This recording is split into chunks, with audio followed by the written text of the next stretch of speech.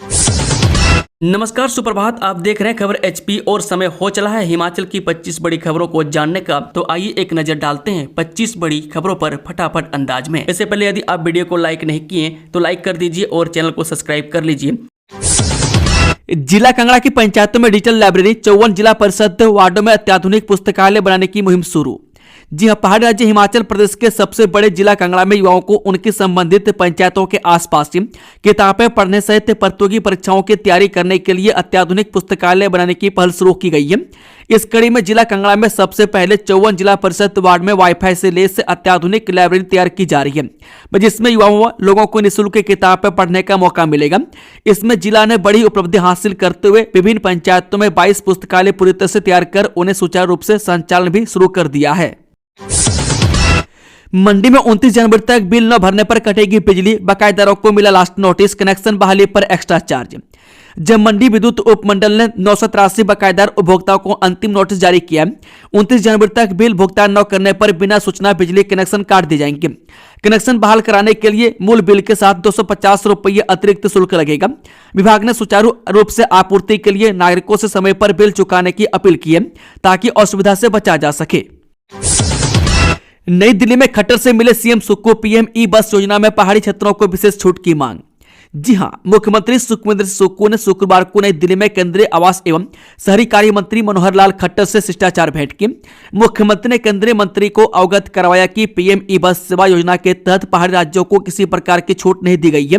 में कठिन भौगोलिक परिस्थितियों के परिणाम स्वरूप ई बसों के संचालन में अनेक चुनौतियों का सामना करना पड़ता है। उन्होंने कहा कि योजना के वर्तमान प्रावधानों के कारण हिमाचल प्रदेश इस योजना के तहत लाभ नहीं उठा पा रहा है, जबकि हिमाचल में राज्य सरकार ने ग्रीन मोबिलिटी के तहत अनेक कदम उठाए हैं। उन्होंने केंद्रीय मंत्री को यह भी बताया कि पीएम ई बस सेवा योजना के तहत राज्य के केवल एक शहर शिमला को शामिल किया गया। यह योजना 10 लाख जनसंख्या वाले शहरों में ही लागू होती है। एक कुल्लू में निशानदेही करने गए पटवारी कानूनगों पर जानलेवा हमला, भागकर बचाई जान। देखें तस्वीरें। जिला कुल्लू के काइस क्षेत्र की राओगी पंचायत में पटवारी और कानूनगों पर जानलेवा हमला होने का मामला सामने आया। घटना को अंजाम देने का आरोप बीडीसी सदस्य और उनके रिश्तेदार पर लगाया गया। हादसे में घायल पटवारी भूप सिंह ने बताया कि अगस्त 2025 में विभाग के पास शिकायत आई थी कि बीडीसी अध्यक्ष ने क्षेत्र में जमीन पर अवैध कब्जा किया था। इसकी डिमार्केशन करने के लिए शुक्रवार को टीम मौके पर गई थी, जिसमें 2 पुलिस, पीडब्ल्यूडी विभाग के कर्मचारी, राओगी पंचायत के प्रधान सहित अन्य प्रतिनिधि मौके पर थे। मौसम ने बदली करवट, लाहौल सहित ऊंची चोटियों पर बर्फबारी शुरू, इतने दिन बरसेंगे बादल। हिमाचल प्रदेश के कई भागों में मौसम ने करवट बदली है। रोहतांग सहित लाहौल की ऊंची चोटियों पर शुक्रवार शाम से हल्की बर्फबारी शुरू हुई। लाहौल की उदयपुर घाटी बर्फ से सफेद हो गई है। वहीं शिमला व आसपास भागों में बादल छाए हुए हैं। वहीं बरठी, हमीरपुर, बिलासपुर, मंडी और ऊना में शीतलहर दर्ज की गई है।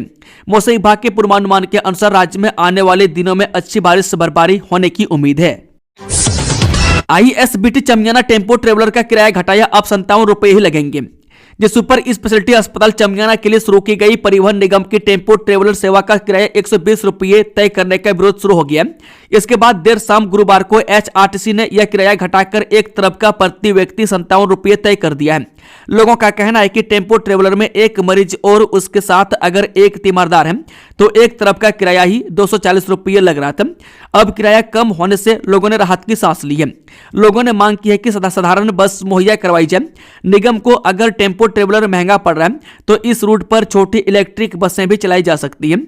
बसें चलने से लोग महज 30 से 40 रुपये में चमियाना अस्पताल पहुंच जाएंगे। हिमाचल में एचआईवी के मरीजों में 60% 16 से 45 आयु वर्ग के। विभाग ने जागरूकता के लिए बनाई योजना। जी हां, हिमाचल प्रदेश में युवाओं में बढ़ते एचआईवी संक्रमण को देखते हुए स्वास्थ्य विभाग ने कॉलेजों में रेड रिबन क्लब के माध्यम से जागरूकता अभियान चलाए जा रहे हैं। इस पहल का उद्देश्य विद्यार्थियों को एचआईवी यानी कि एड्स के कारणों, बचाव के उपायों और समय पर जांच के महत्व के बारे में जानकारी देना और जागरूक करना है।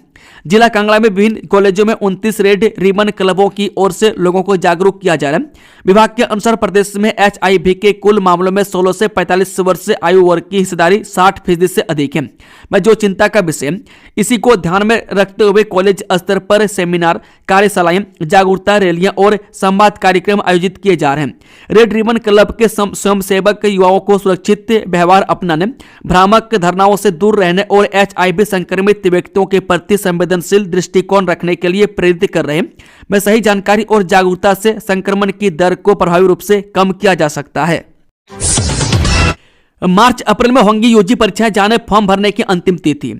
हिमाचल प्रदेश विश्वविद्यालय स्नातक की वार्षिक परीक्षाएं मार्च और अप्रैल में करवाएगा। हालांकि परीक्षा की डेट शीट आवेदन प्रक्रिया पूरी होने के बाद जारी की जाएगी।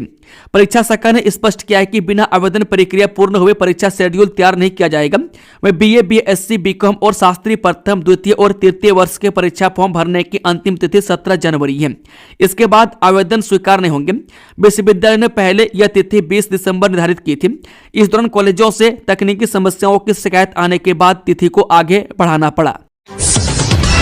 इस 750 वर्ग मीटर से बड़े भवनों पर ऊर्जा संरक्षण के मानकों का पालन अनिवार्य, नियम अधिसूचित। जब प्रदेश सरकार ने ऊर्जा संरक्षण और पर्यावरण अनुकूल निर्माण को बढ़ावा देने के लिए हिमाचल प्रदेश नगर एवं ग्राम नियोजन नियम 2026 अधिसूचित कर दिए। 7 जनवरी को जारी इस अधिसूचना के तहत प्रदेश के सभी शहरी और विशेष क्षेत्रों में हिमाचल प्रदेश ऊर्जा संरक्षण भवन संहिता प्रभावी ढंग से लागू की जाएगी। सरकार ने इस मसौदे पर 30 दिनों के भीतर सुझाव और आपत्तियां मांगी है। नए नियमों के अनुसार 750 वर्ग मीटर या उससे अधिक निर्मित क्षेत्र वाले भवनों पर ऊर्जा संरक्षण मानकों का पालन अनिवार्य होगा। इसमें होटल, रिसोर्ट, अस्पताल, क्लिनिक, प्रयोगशालाएं, शॉपिंग कॉम्प्लेक्स, व्यावसायिक भवन, शिक्षण संस्थान, थिएटर, बस अड्डे, रेलवे स्टेशन और हवाई अड्डे शामिल हैं। सीएम और मंत्रियों को अंगुली पर नचा रहे अफसर, जयराम ठाकुर ने हिमाचल सरकार पर कसा तंज, लगाई गंभीर आरोप। नेता प्रतिपक्ष जयराम ठाकुर ने सुक्खू सरकार पर हिमाचल में कानून व्यवस्था ध्वस्त करने का आरोप लगाया। उन्होंने कहा कि अधिकारियों के इशारे पर राज्य के मंत्री नाच रहे हैं। वो सरकार चुनाव कराने के बजाय सुप्रीम कोर्ट जाने की तैयारी कर रही है। ठाकुर ने आपदा के बाद मंडी में जश्न मनाने और एनडीआरएफ फंड के दुरुपयोग का भी आरोप लगाया। उन्होंने कांग्रेस सरकार में आंतरिक कलह और विफलताओं पर प्रकाश डाला और राज्य में भाजपा सरकार की वापसी का दावा किया। रोहतांग सहित लाहौल की ऊंची चोटियों पर हिमपात, जानिए 22 जनवरी तक कैसा रहेगा मौसम। राज्य में अजब गजब चल रहे मौसम के बीच में जहां शिमला की रात सबसे गर्म रही, वह शुक्रवार शाम के समय राज्य के ऊंचाई वाले इलाकों में मौसम ने करवट बदल ली है और हिमपात का दौर आरंभ हो गया।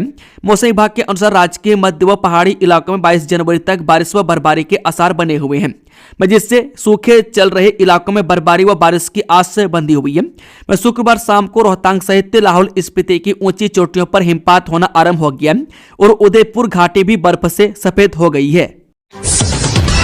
तेज रफ्तार ट्रक ने कार को मारी टक्कर, गर्भवती महिला की मौत, 3 घायल। हिमाचल प्रदेश के जिला बिलासपुर के तहत बलो इलाके में सुरंग नंबर 4 के पास सड़क दुर्घटना में एक गर्भवती महिला की मौत हो गई और उसके परिवार के अन्य 3 सदस्य गंभीर रूप से घायल हो गए। पुलिस ने यह जानकारी गुरुवार देर शाम दी। पुलिस के अनुसार तेज रफ्तार ट्रक ने कार को टक्कर मारी। टक्कर से गाड़ी बुरी तरह क्षतिग्रस्त हो गई और उसमें सवार लोग अंदर फंस गए। स्थानीय लोगों ने घायलों को कार से बाहर निकाला और एम्बुलेंस की मदद से उन्हें अस्पताल पहुंचाया। सभी घायलों को विशेष इलाज के लिए हायर सेंटर भेज दिया गया। अस्पताल अधिकारियों ने पुष्टि की कि गंभीर रूप से घायल गर्भवती महिला की बाद में अखिल भारतीय आयुर्विज्ञान संस्थान के एम्स में इलाज के दौरान मौत हो गई। परिवार के अन्य 3 सदस्यों की हालत गंभीर बनी हुई है। पुलिस ने बताया कि हादसे के बाद ट्रक चालक मौके से फरार हो गया। अज्ञात ट्रक चालक के खिलाफ मामला दर्ज कर लिया गया है और फरार आरोपी का पता लगाने के लिए टीमें गठित की गई है। हिमाचल में प्रदर्शन की तैयारी, शेड्यूल जारी, मनरेगा बचाओ अभियान के तहत विरोध करेगी कांग्रेस।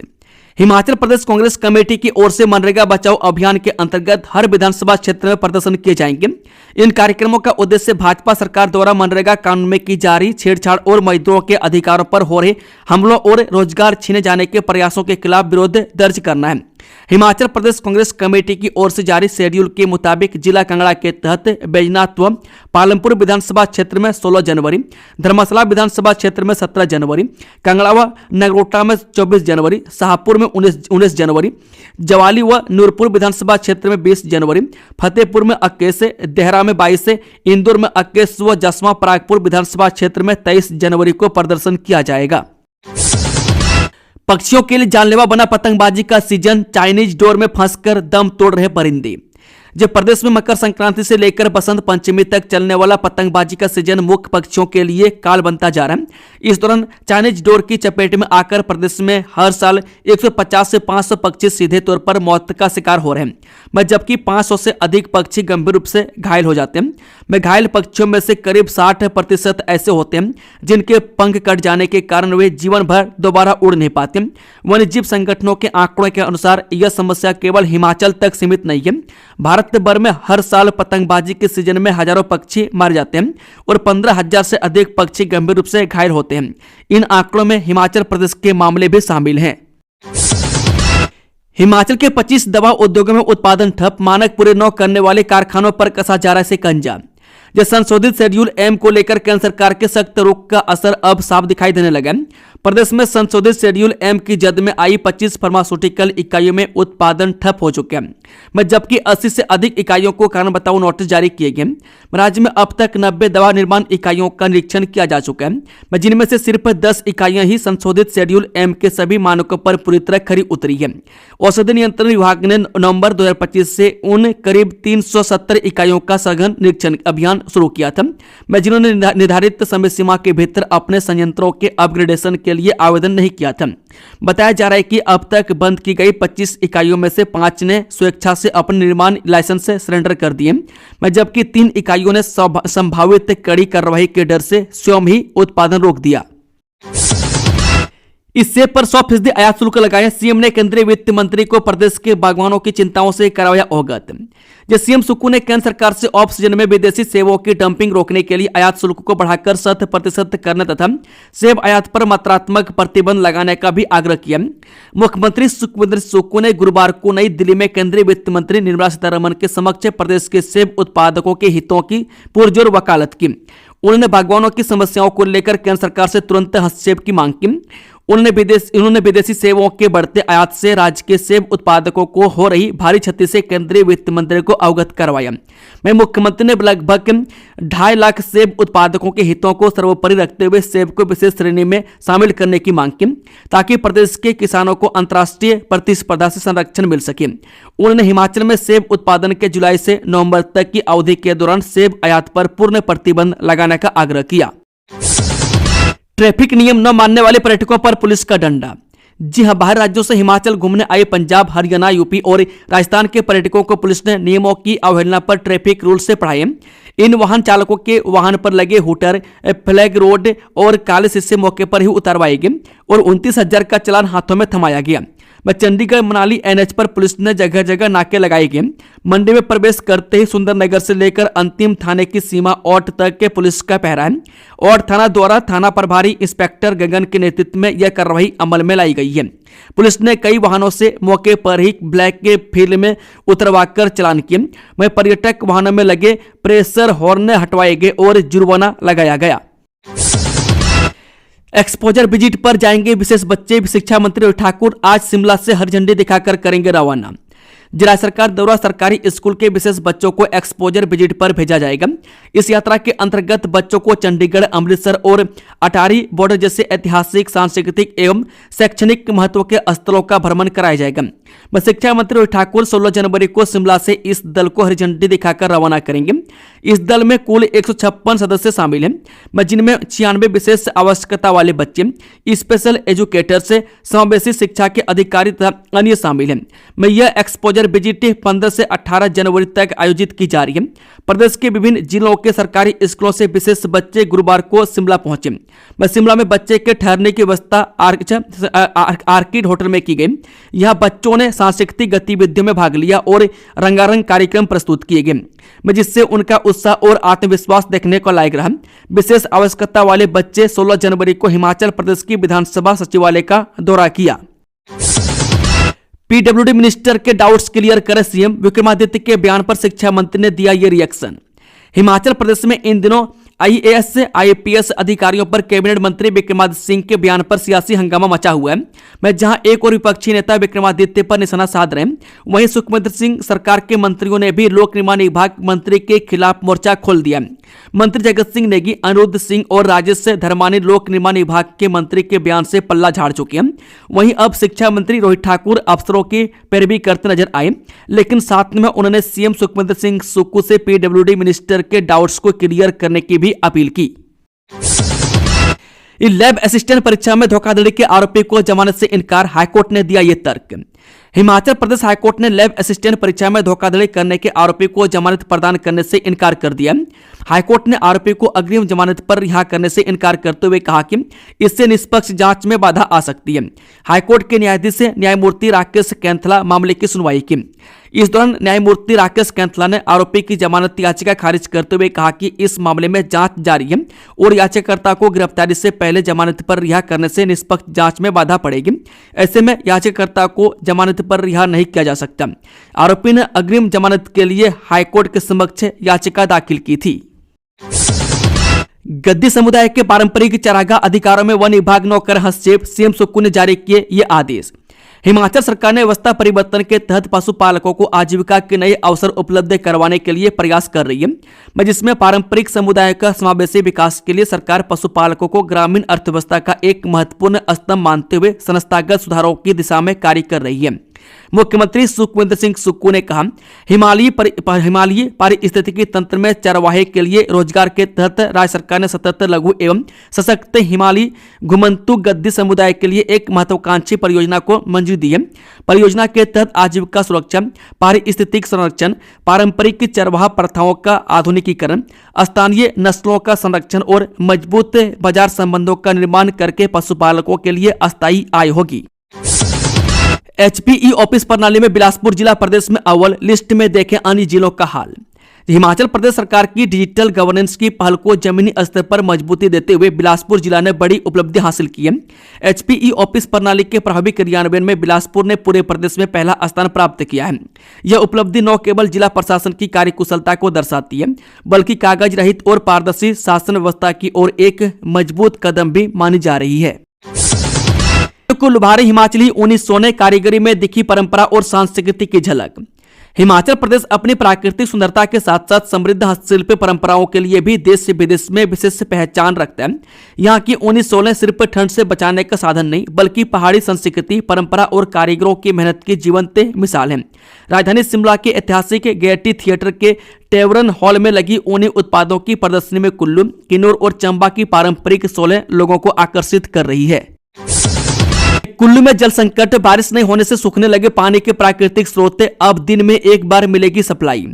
हिमाचल प्रदेश में लंबे समय से बारिश न होने का असर अब साफ दिखने लगा। किसानों और बागवानों के बाद अब आम लोगों को भी सूखे की मार झेलनी पड़ रही है। कुल्लू शहर में पेयजल संकट गहराने लगा। प्राकृतिक जल स्रोतों में पानी कम होने से कई इलाकों में पानी की सप्लाई घटा दी गई है।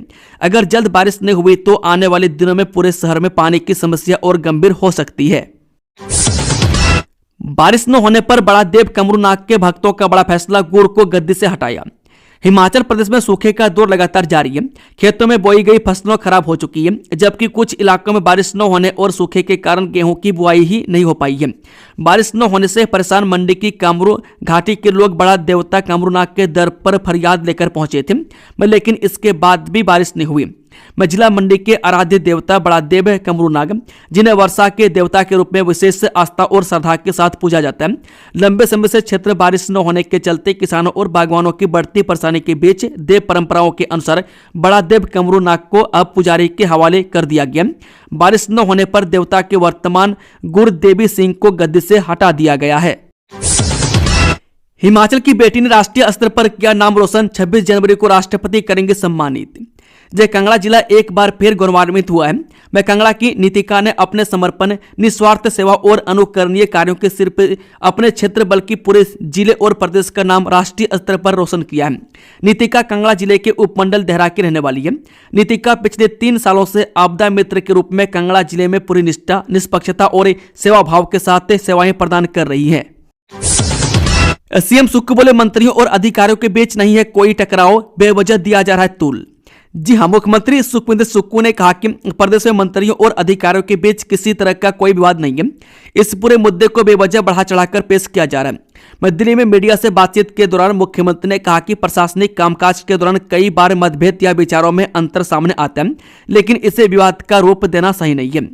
उन्होंने स्पष्ट किया कि ऐसी बातें पहले भी होती रही है और आगे भी होंगी, लेकिन इन पर जरूरत से ज्यादा ध्यान देने की कोई आवश्यकता नहीं है। सभी अधिकारी पूरी निष्ठा और ईमानदारी से अपने दायित्व निभा रहे हैं। सरकार और प्रशासन के बीच बेहतर तालमेल है और विकास कार्यों में कोई बाधा नहीं आ रही है।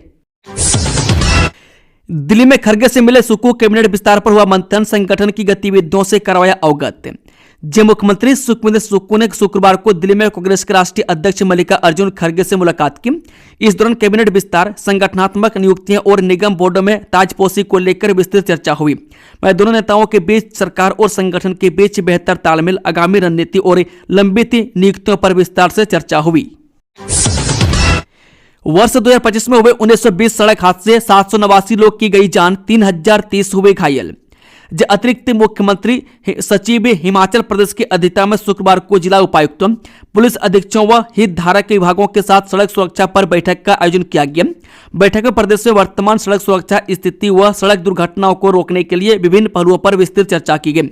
सड़क सुरक्षा पर अवलोकन के दौरान यह पाया गया कि प्रदेश में सड़क दुर्घटनाओं व इनमें मृतकों व घायलों की संख्या में कमी आई है। वर्ष 2025 में प्रदेश में लगभग 1920 सड़क दुर्घटनाएं हुई है, जिसमें 789 लोगों की मौत हुई है व 3030 लोग घायल हुए हैं। वर्ष 2024 में हुए सड़क दुर्घटनाओं की तुलना में वर्ष 2025 में हुई सड़क दुर्घटनाओं में लगभग 10% की कमी आई है। वह सड़क दुर्घटनाओं के दौरान मरने वालों की संख्या में लगभग 9% व घायलों की संख्या में लगभग 6% की कमी आई है।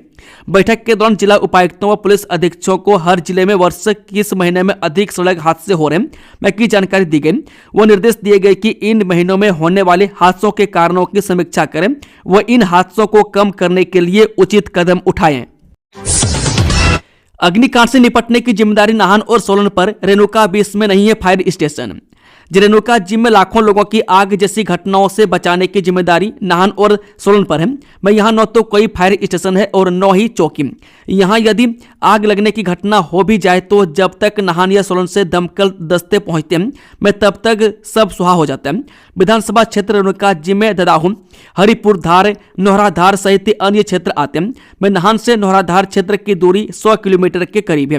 मैं इसके अलावा आसपास के गांव भी यहाँ हैं। इन क्षेत्रों में लोगों ने सर्दी से बचने के लिए अधिकतर मकान लकड़ी के हैं। मैं इसके चलते मकानों में आग जल्दी फैलती है। मैं हर साल जिला के ऊंचे पहाड़ी क्षेत्र में आग लगने की घटना सामने आती है। दोस्तों, खबरों का सिलसिला समाप्त होता है। अगर जानकारी पसंद आई हो तो वीडियो को लाइक, शेयर, चैनल को सब्सक्राइब जरूर कर लें और कमेंट बॉक्स में अपना फीडबैक देना ना भूलें। Thank you, all the best. जय हिंद, जय हिमाचल, राधे राधे।